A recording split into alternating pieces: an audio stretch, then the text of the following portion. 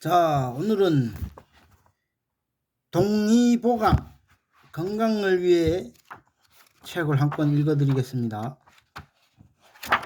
더불어 저기 바다 건너 여왕님한테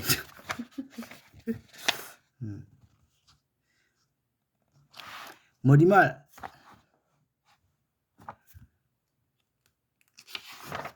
동의보감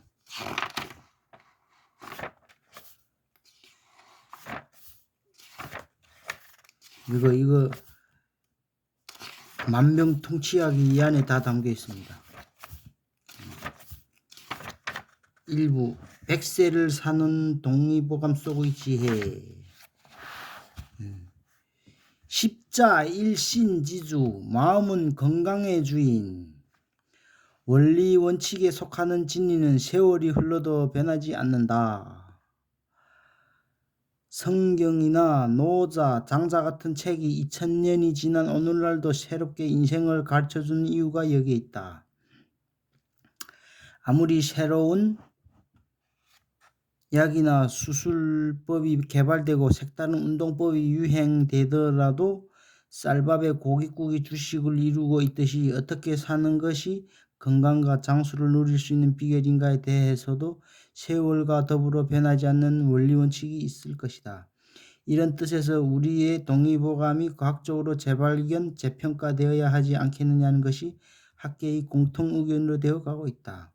동의보감이 그냥 책을 뺏겨서 만든 책이 아니라 허준이라는 명의의 깊은 철학과 넓은 경험이 응축되어 이룩된 책이기 때문에 약 400년이 지난 오늘날도 우리나라뿐만 아니라 중국이나 일본에서조차 가장 중요한 의서로 되어 있다. 이런 때에 있어서 동의보감에 담겨져 있는 생명 철학과 건강의 비결을 찾는다는 것은 뜻깊은 일이다. 오늘날 사람들이 모두 건강해 보이면서도 실상은 성인병의 공포 가운데 살고 있다. 성인병이란 사람이 잘못해서 생기는 병이라고 하여 인조병이라고도 한다. 현대 과학이 놀라운 발전을 이룩하고 있는 것도 사실이나 성인병에 대해서는 아직도 힘이 모자란다. 이런 때일수록 동의보감의 진리가 빛날 수 있는 것이다. 신저 이선지주라는 말이 있는데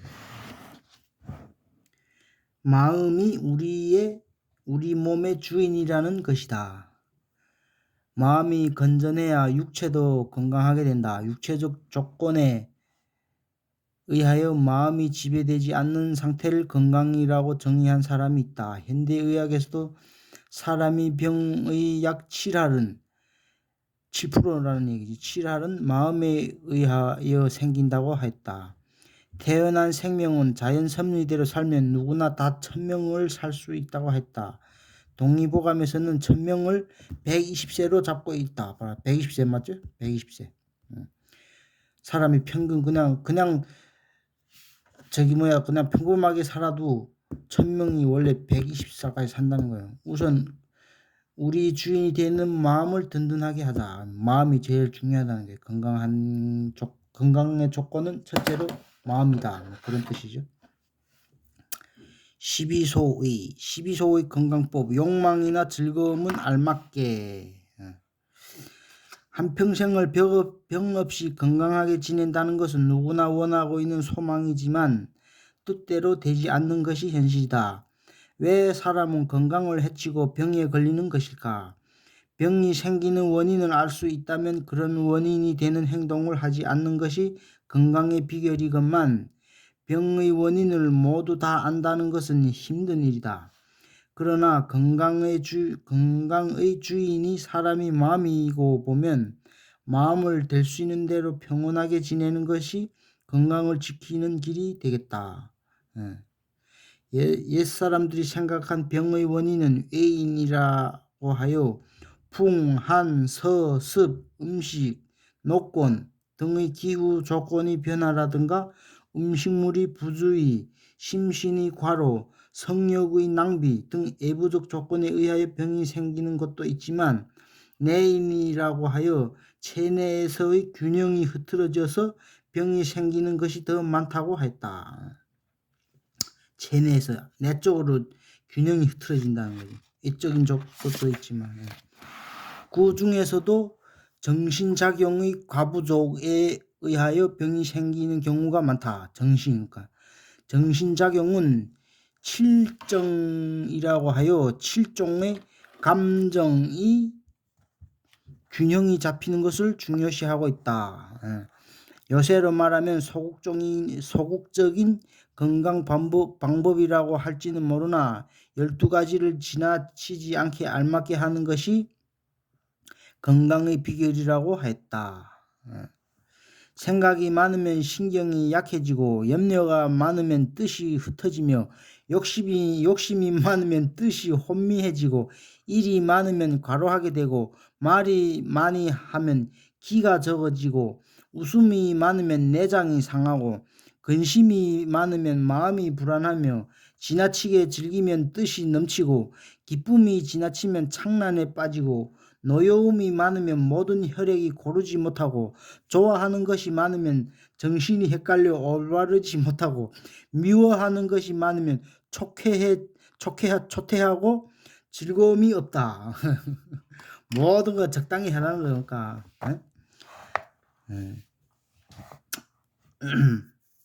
필심, 방로, 정자마다 유전 정보를 간직하고 나온다. 예로부터 사람의 두 가지 본능, 즉 식욕과 성욕을 잘 조절하는 것이 건강의 근본이라고 되어 있다. 그런데 요즘은 무슨 배짱인지 먹고 싶은 대로 먹고 쓰고 싶은 대로 쓰면서 건강을 유지하겠다고 하니 뻔뻔한 세대가 되었다고 아니할 수 없다. 그렇지. 요즘은 너무 흔하게 막 낭비가 심하다는 뜻이에요. 그러나 인생이라는 것이 하고 싶은 대로 하면서 성립될 수 있게끔 되어 있지 않다는 것이 생각할수록 야속하다. 언제나 조심을 해야만 유지가 된다. 내키는 대로 먹고 초과된 에너지를 다른 박질로 소모시키면 된다는 어처구니 없는 논리가 상식이 되어가고 있다. 옛날 망하기 전의 히랍에서 밤낮 죽지 유림으로 즐기고 싶은데 위장의 수용력에 한계가 있는 것이 안타까워 먹고 마시고는 화장실에 가서 토해내고는 다시 들어가서 먹고 마시는 것을 밤새 즐겼다는 말이 있다. 성욕도 마찬가지다. 정액이 기중하다 하지만 그까지 기껏해야 단백질 몇 그램밖에 되지 않느냐. 자꾸 써야만 신진대사가 잘 되고 몸이 거뜬해진다. 요새 이런 식의 허튼 수작이 그럴싸한 가면을 쓰고 나돌고 있다. 생각해보자. 한 번 행위에 의하여 배출되는 정액에는 수억 마리 정자가 배출된다.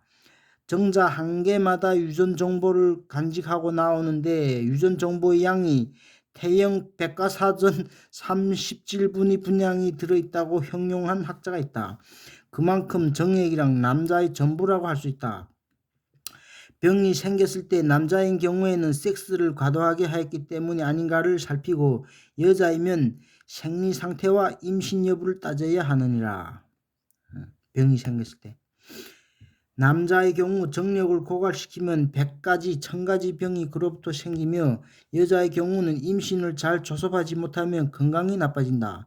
요새 잉태된 것을 중절시키는 것을 가족계획처럼 생각하는 풍조가 있는 듯하다. 그와 같은 부자연한 행위에 의하여 여성의 건강이 자율신경 실조증을 비롯하여 여러 가지 부인병이 원인이 된다는 것을 동의보감에서도 이미 깨치고 있다. 자제하라는 게 너무 적당히 하라는 거. 재밌는데 너무 긴 것 같아갖고 다음 장에 또 읽어드리겠습니다.